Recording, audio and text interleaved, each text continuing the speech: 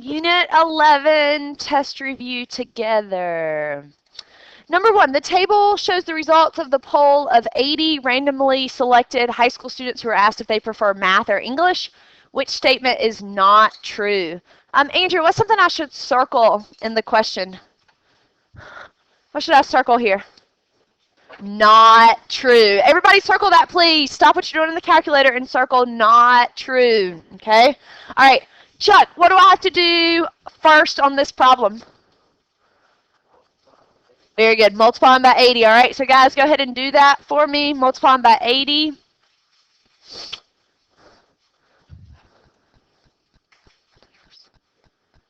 Is it? What happened to your tape? Well, I need to look up then. Opera. What have you been doing? What should you have been doing? All right, let's go. Step it up. Next time it's going to be a minute after the bell. Chad, call out what you got for the top row. Okay? Okay?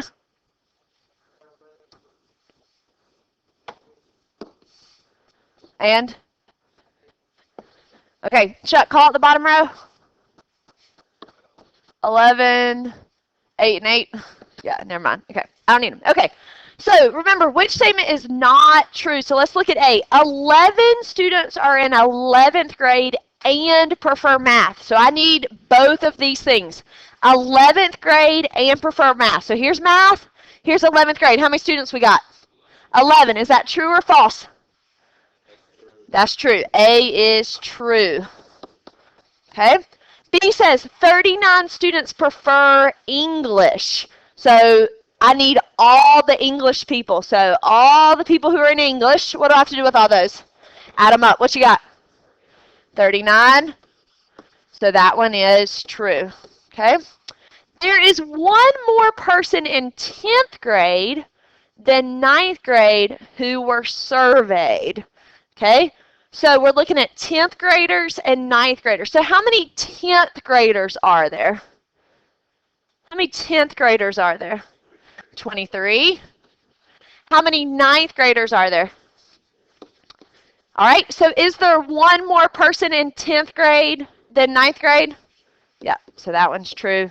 So we know it has to be D. Let's talk about this. There were 10 people in 12th grade who were surveyed. So here's 12th grade. How many people were in 12th grade? 16, not 10. So D is your answer. Okay. Questions on that one? Okay. Number 2, 500 people were surveyed. Each person was asked whether he or she prefers football, basketball, or baseball, softball. The results are shown in the relative frequency table below. How many boys prefer football over girls? All right, Gracie, what do you need to do first? Do what with the calculator? Times each of these by 500. All right, I'll give you a minute to do that. All right, Chad, call out the top row. All you have to do is call out the numbers you got. You don't have to call out the decimals.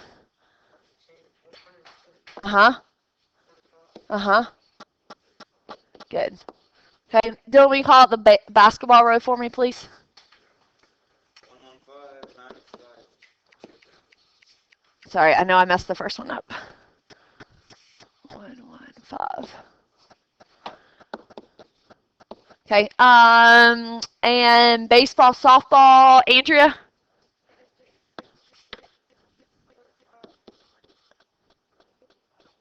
And Daniel, the last one. Okay, good. Okay. How many boys prefer football over girls? Haley, how do I answer that question? Subtract. So how many boys prefer football? How many girls prefer football? 25. And I have to subtract those. What do you get when you subtract those, guys? All right. So that's your answer to number 2. All right. We good with that one? Okay. Number 3, the table shows the grade level and primary home languages for all students at Martin School. Which statement is true? Chad, what word should we circle? True. Which one is true? Okay? Guys, on this one, do I need to multiply the numbers by anything? No, why not? They're not decimals. Okay, so here we go. 45% of English speakers are in 6th grade, so I need to test that. How do I get a percentage? What do I have to do? How do you get a percentage? Divide is what I'm concerned about. Divide. So go ahead and draw your fraction. We're going to test A. All right. Whatever comes after the of goes on the bottom. So for this one, what's going on the bottom? What's going on the bottom? English speakers. All right. English speakers is going on the bottom. Dylan, how many English speakers are there?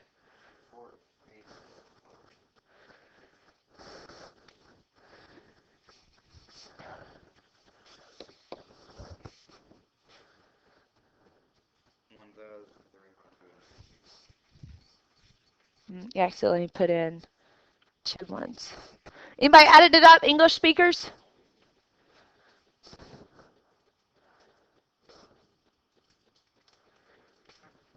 That's what you got, Dylan? Okay. So that's what goes on the bottom. Okay? Let's try to get these right so we can get them on our test tomorrow. Daniel, what number is going on the top for this one? The 104.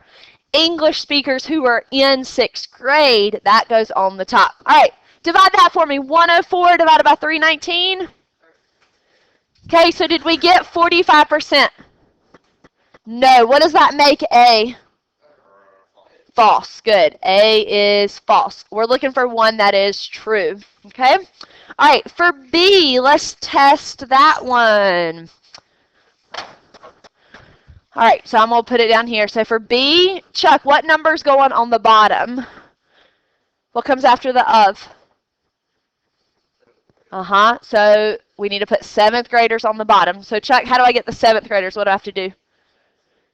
Add up 99 and 81. I think it's 180. Anybody done it? 180? Okay. And Chuck, what number's going on the top? 99. 7th graders who speak English. All right, somebody divide that for me. 99 divided by 180.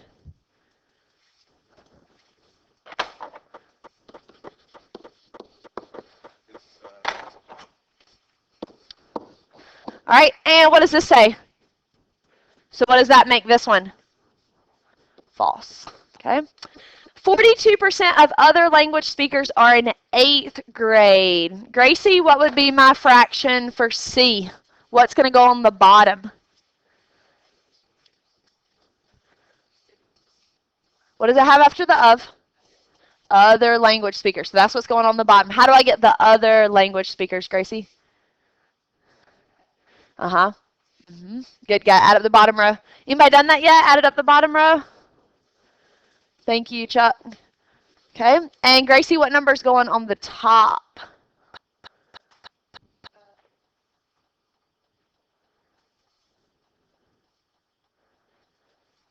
So it's got to be other language speakers who are in 8th grade.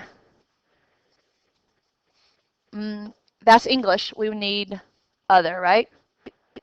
It's at 84. Okay. Somebody divide that for me. All right. Does that one match? No. So you know it has to be D, but let's talk about that one. Haley, help me with the fraction for D. What's going on the bottom? All the students. So it says of students. So that's all of them. What do you get when you add all of them up? 319 is English. We're just doing all the students. Okay. And then we're doing total English, or the English speakers. How many English speakers are there? Good. What do you get when you divide those? Good. Did you check it? Check it.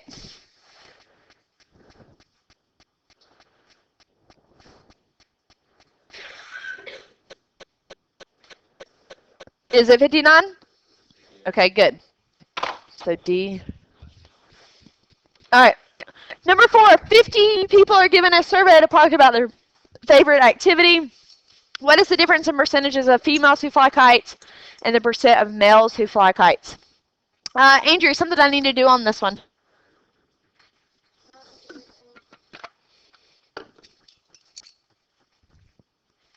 Good. Times everything by 50 because you got decimal. All right, Dylan, the top row. 10. Okay. Chuck, the bottom row. Okay. Chad, read the question part.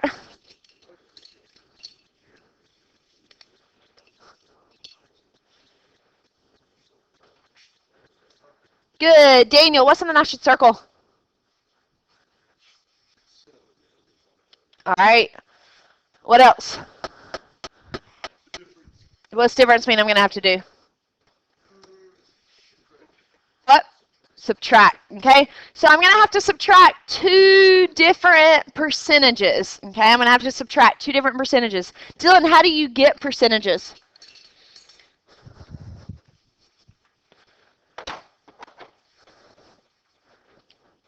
Chad, how do you get percentages? You have to divide. So we're going to have two different fractions. All right, Dylan, what about this one? Percent of females who fly kites. What would be my fraction for that one? What's going to go on the bottom?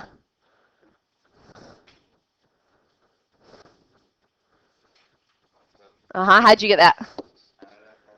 Good. So this is females. And then what number goes on top? 1, because that's what? Females who fly kites. Okay, good. And then let's do this other one. Chuck, help me with this one. Percent of males who fly kites. What's going to go on the bottom?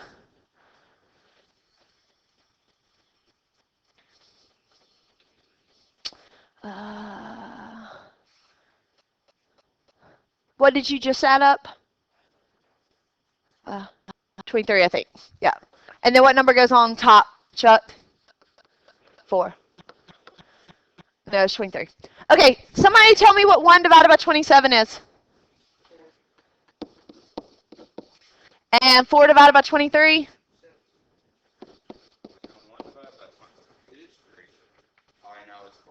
Okay.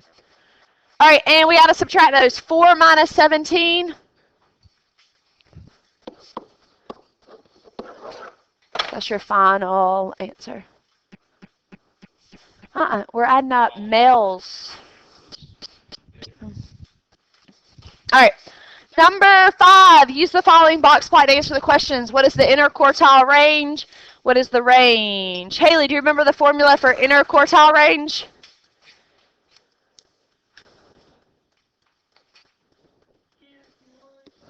Q3 minus Q1. Okay, guys, write that down in your paper. Interquartile range is Q3 minus Q1.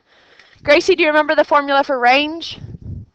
Good. Maximum minus minimum. Okay. All right. Somebody come up to the board and label where the Q3 is. Who wants to come up here? Chad, come on up. Label where the Q3 is on that picture. Right, Q3, where it is. Yep. Very good. At the edge of that box. Okay. And label where Q1 is for us, Chad. Very good. Okay, thanks. So Dylan, what number do you think Q3's at?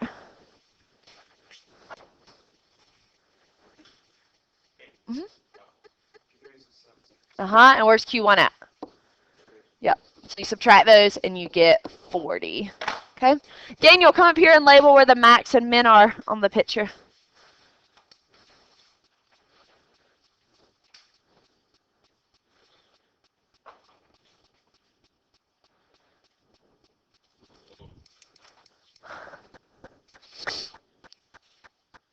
Can I just do it like this? No. What if? If I had the mark. Delete. We're just going to put M and M. There you go. Max and min. Okay, good. Okay. Gracie, where do you think the maximum's at? Close. It's like kind of in between them. We'll say it's at 95. Chuck, where do you think the minimum's at? Yep, sure. As long as you're close, guys. So what's 95 minus 19?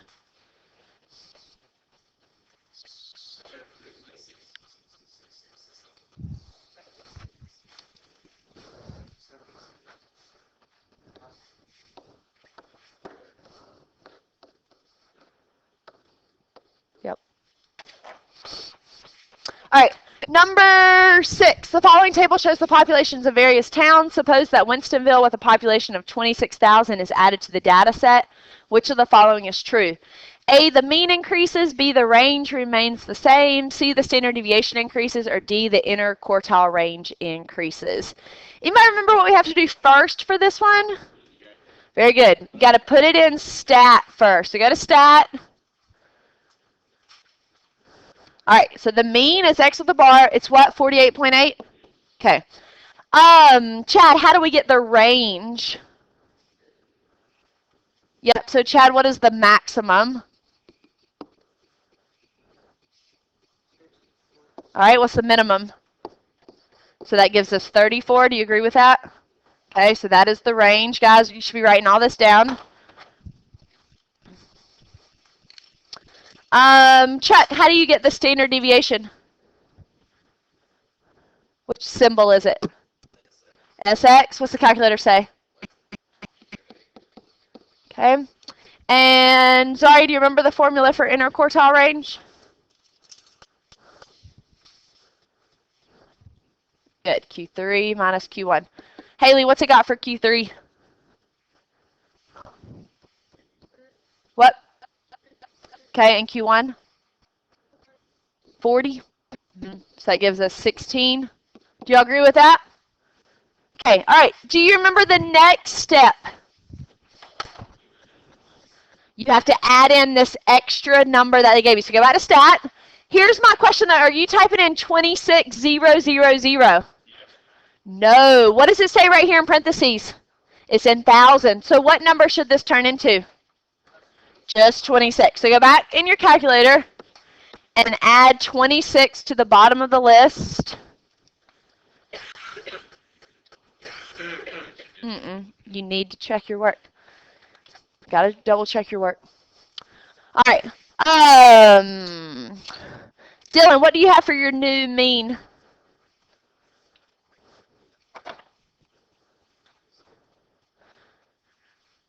Dylan, that's your last one, and you're going to have another min after that. You got to do it with us. Andrea, what do you have for your new mean?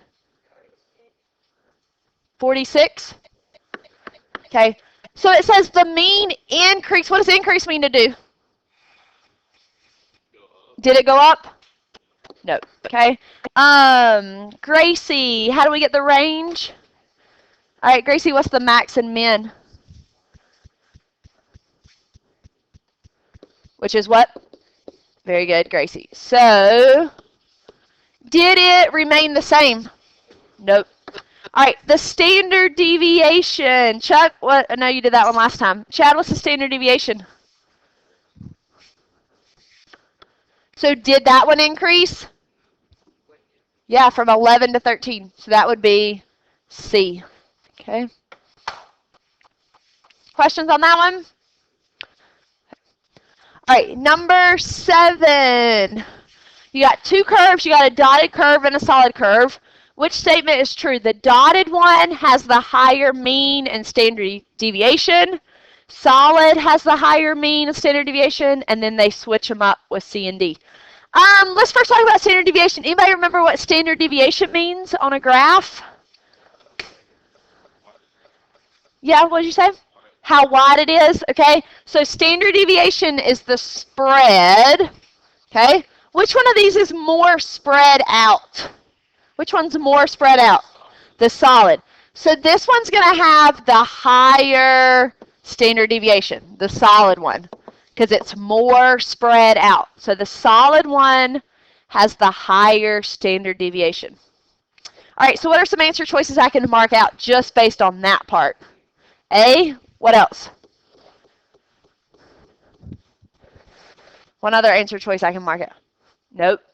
C says the solid has the higher standard deviation. And D, good. Okay. Okay, now let's talk about the mean. What's the other word for the mean? Average. The dotted one, its average is at 50. So that's for the dotted. Where's the solid average at? At 70. So that's its average for the solid. Okay? So which one has the higher mean? Which one has the higher mean? The solid. So what is our answer choice? C says dotted normal distribution has the higher mean. The solid has the higher mean, and it has the higher standard deviation on this one. Okay. All right, last one. Number 8, a movie theater recorded the number of tickets sold daily for a popular movie during the month of June. The box and whisker plot shown below represents the data for the number of tickets sold in hundreds. Gracie, this one says the second quartile is at 600. Where's the second quartile at? Or let me ask the class this. What is the other word for second quartile? The middle. Okay, good. So this is the second quartile. A lot of times we call it the median. So Gracie, is it at 600? No. Okay. B, the mean of the attendance is 400. Anybody tell me about B? Where's the mean on the box and whiskers?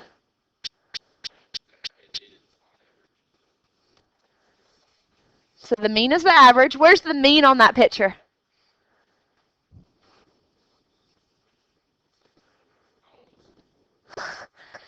So the mean is not on a box and whiskers. It's nowhere. You got the minimum, you got Q1, you got the median, Q3, and the maximum. Nowhere on the picture do you have the mean. So there's no way to know that. Okay? How do you get the range? You go from the what? Max and minimum. What's the max and min on this one? 9 and 1. Is it 300 and 600? No. Okay? 25% of the attendance is between 300 and 400. Remember, I label each of these 25%. Label each of them. Do that now on your paper. Label each of them 25%. So is there 25% between 3 and 400? Between 3 and 4? Why do they have hundreds? Because it says in hundreds right there. Okay, good.